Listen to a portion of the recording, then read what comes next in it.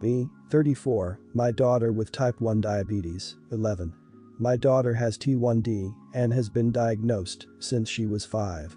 For the most part, she handles it like a champ, but she's a kid. Sometimes it's really horrible. I don't blame her when she's upset about it. She's gotten very good at managing how she's feeling and speaking up when she feels off or wrong. That said, she's 11, and the nurse and 2 of her block teachers are meant to supervise when she gives herself medication. We have a 504 plan in place at her school and have had it in place since diagnosis. I have conferences with teachers every year, and since she started at the middle school this year, her new nurse and administrative staff. I let my daughter speak her piece and let her feel heard. She struggled with non-school extracurricular before ignoring her concerns when she says she doesn't feel good because she looks fine. This school year started the end of August, and we met a week prior. I got a call Monday afternoon while I was at work saying that the school bus driver had to call the ambulance for my daughter on the way home because she fainted. My job is 40 minutes away, so I said I would meet them at the hospital. She was awake and chatting with her nurse when I got there. Her blood sugar had dropped very low while she was at school. She was feeling better and didn't seem too bothered, so I took her home once allowed and let her pick a movie to watch. Once the movie was over, I asked if she didn't feel good at school. I needed to make sure she wasn't ignoring her symptoms and had eaten lunch. She told me that she felt weird just before the end of the day and checked her sugar with her teacher, who had sent her to the nurse when it was really low. When she told the nurse she needed glucagon, the nurse said no and she should take it at home when she gets there. At this point, I was raging. The nurse did not give her medication and then sent her to the bus. The 504 plan in place has a stipulation that if her blood sugar is too low at the end of the day, she cannot take the bus home. The nurse is supposed to give her glucagon and I get called to pick her up and arrange someone to take her home. The bus drivers aren't trained to know what to look for or to give her medication. I called the school Tuesday morning to arrange a meeting to talk about what happened. We scheduled it, but it hasn't happened yet. In the meantime, I went wild. Mile-long Facebook post with pictures of the 504 and hospital bill and me ranting. It kind of took off and got a lot of attention. Last night, my siblings and coworkers started telling me maybe I went too far in making the post, specifically in my naming the nurse. It was shared in a couple of different pages on Facebook for our county and town, and a lot of people have been making comments on the school board social medias about the nurse. A lot of the outrage comes from other parents with kids on 504 IEP plans. Am I the idiot for calling out the school and nurse? Not the idiot, the nurse was wildly irresponsible for sending a child with a low blood glucose level anywhere, never mind onto a bus. I would have reacted exactly the same way. She put your baby's life at risk, and that is the worst distress someone can cause a parent. That said, just double check with someone in the know to make sure that there are no potential legal ramifications to your post. Perhaps put a disclaimed post out to say that you're speaking to the school and the result of that is pending just to cover yourself. That nurse should know better. Her decision is appalling, and she's lucky your daughter didn't die or get severely injured when she had fainted. The few times I've seen my fiancé low, talking literally single digits, have been terrifying for so many reasons. You should be angry. The other parents in your community should also be angry. Maybe it wouldn't be diabetes, but what if another child develops a medical condition that requires a 504 IEP? What if a nurse has done this before, but nothing really significant happened then, and that your daughter is just the first time she was caught? Gonna get downvoted for this, but you are the idiot for naming the nurse before they have had a right of reply. Now they have to deal with trial by Facebook. Yes, they probably messed up, and yes, there are questions about the suitability for them to do their job. But I am a strong believer in fairness, and that means giving official channels to fix things before unleashing hell on social media. My husband and I, both in our early 30s, have been together for over a decade and made the decision to not have kids. I like kids, I have nieces and nephews, we just don't want them for our own reasons. He had a vasectomy which only a few people know about.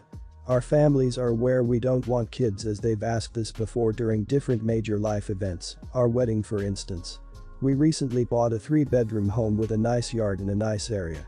Excited to show our new home to family and friends, major upgrade to our previous home, we hosted a housewarming.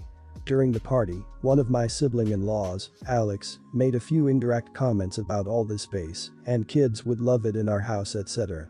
Eventually they asked point blank when we were having kids. I made a light-hearted joke about it, which is my go-to for this question.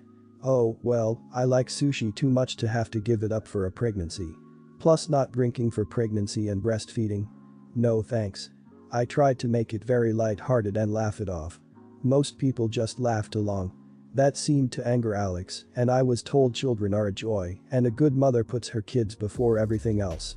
I agreed, children are a joy, I like spending time with the nieces and nephews, and obviously I can't be a good mom if I chose sushi over kids, so I just won't be a mom, paraphrased.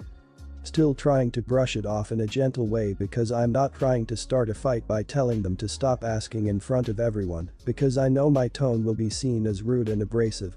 We move on, but Alex is still annoyed and making little comments in their group about how flippant I am about it and how when it finally happens, then I'll understand.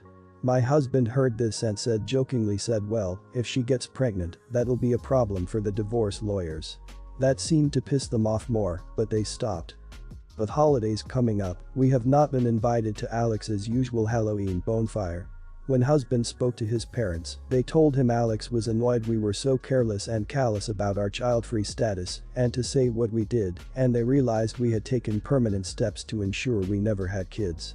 That we know they had to do IF to have kids etc. And we are idiots to just not care. I feel bad because they did do IF and lots of fertility treatments to have their kids, and even then they still had a few miscarriages. I can't imagine wanting kids and struggling to have them and then deal with miscarriages.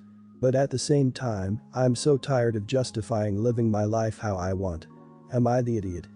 If life comes and cuts you, it's okay to cry and feel hurt and to ask someone to help to bandage it up and clean the blood and to ask people not to poke the cut, but it does not give you the right to go bleed over everybody else.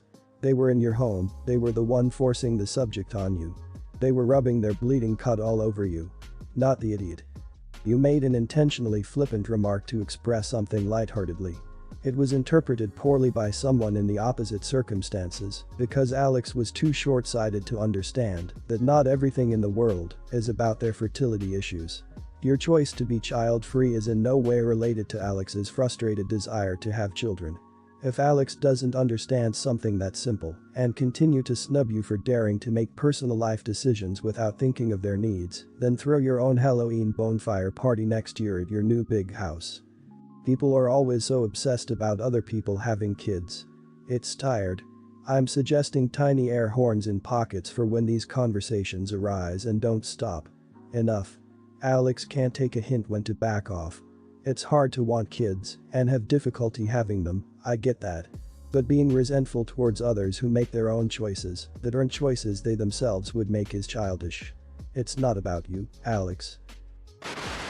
I have a 14-year-old daughter, Alice, her father, John, and I are separated, and as far as dads go, he's not the best, but he claims he tries, despite not having so much as sent her a birthday card since she was 6.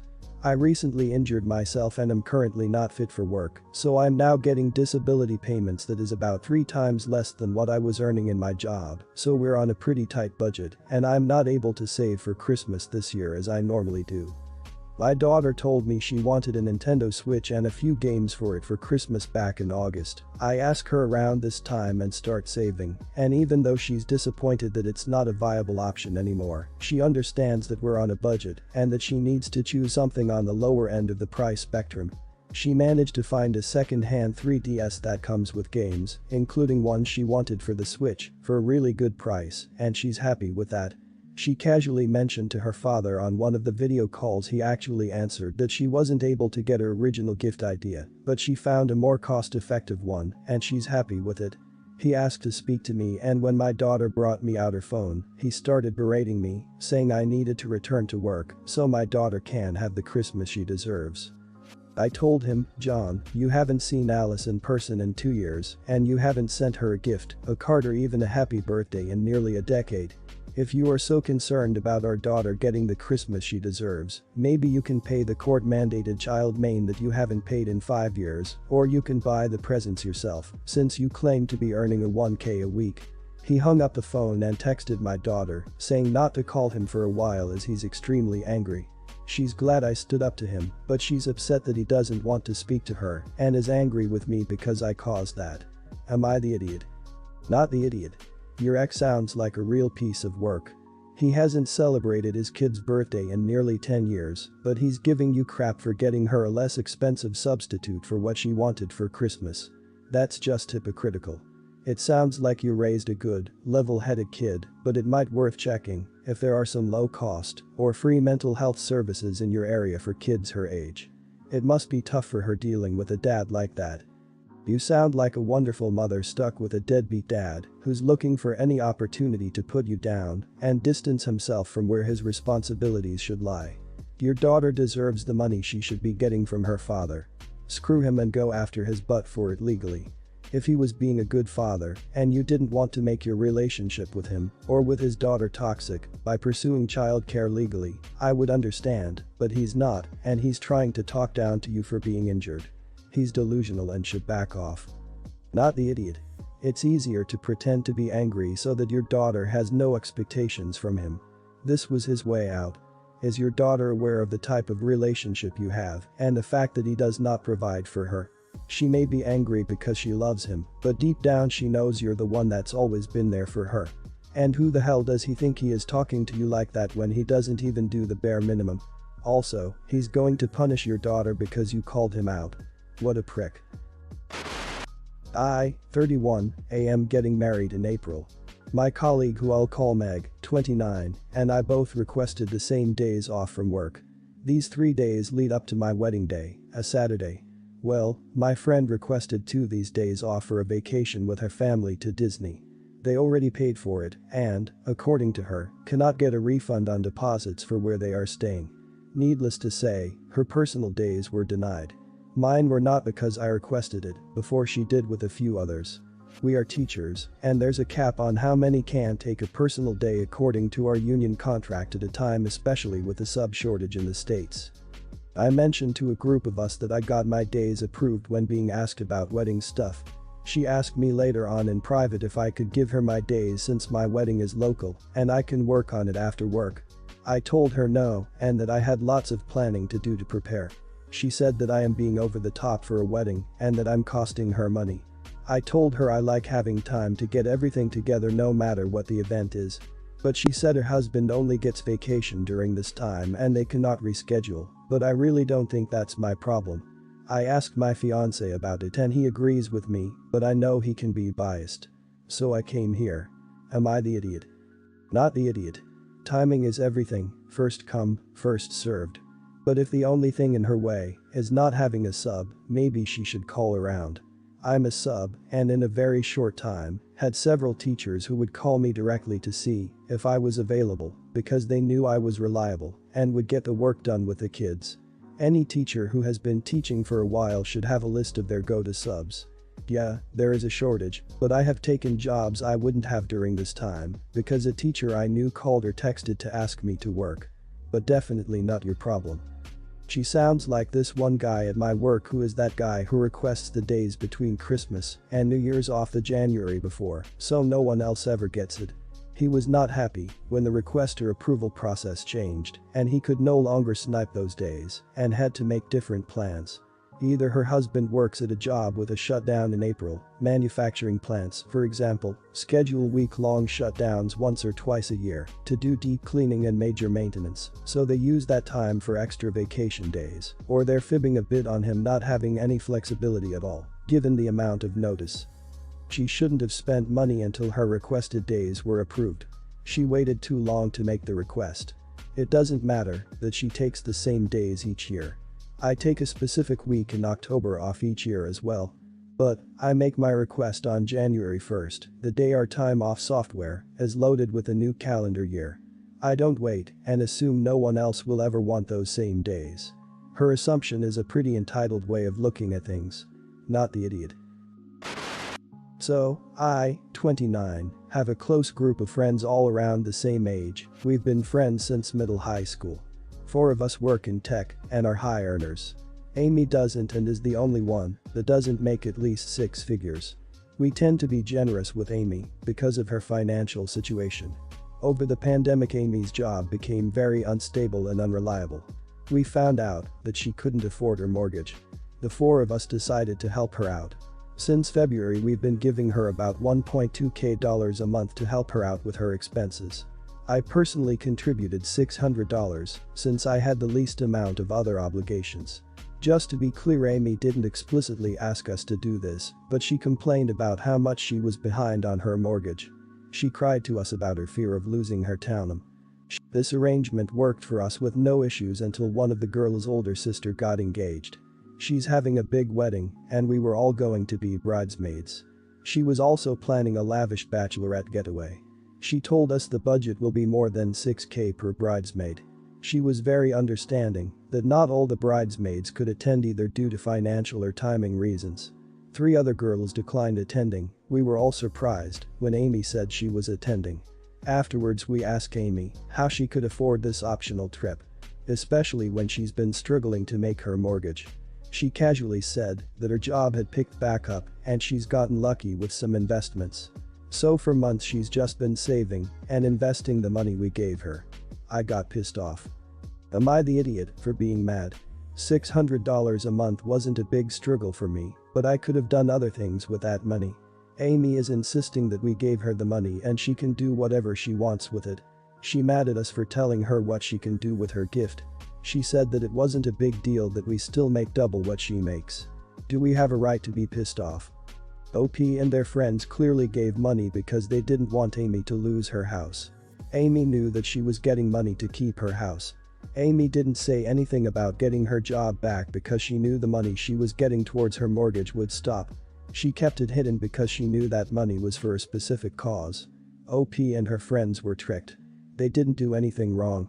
Amy is not a friend, and I'd have been petty as hell and invited her on the trip to make her use that money and then just casually mention y'all are cutting her off.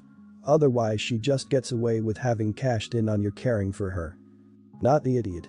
I'd argue it's financially stupid to drop $6k on a bachelorette trip in the same year you accepted significant help making mortgage payments. If she's secure enough to drop cash like that on this trip, she's secure enough to turn down more help. You're not an idiot for deciding to stop the flow of cash and feeling a bit taken advantage of. There's purchases she could make that wouldn't warrant this if her phone or laptop broke and she replaced them, or was putting money down on a vehicle that she needed, but this specific expense is frivolous enough to be irksome. You and your friends were very generous and keep her afloat in a time of hardship. That's what good friends do because the friendship is worth it. A good friend also tells their friends, my job has picked back up so you won't need to send anything my way anymore. I appreciate that you guys have helped me so much during this time. Next time we do something fun together, it's on me. The money you gave was to keep her house, not for a nest egg. Not for investments. It was directly to keep her house when her job security was shaky, at best. She took advantage of your kindness. I think this friendship is over.